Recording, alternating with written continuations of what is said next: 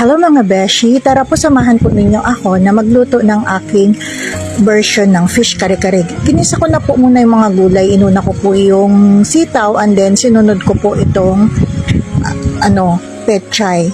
Pagkatapos po niyan, nung magisa ko po yung mga gulay, ay tinanggal ko po sila hinango, nilagay ko po sa isang tabi para po hindi malabog. And then, isinunod ko naman ang atsuete para po magkaroon ng kulay. Pagkatapos po niyan, ay ang isinunod ko po ay ang bawang at saka sibuyas. Pinagsabay ko na po yan and then nilagyan ko po ng kunting tubig.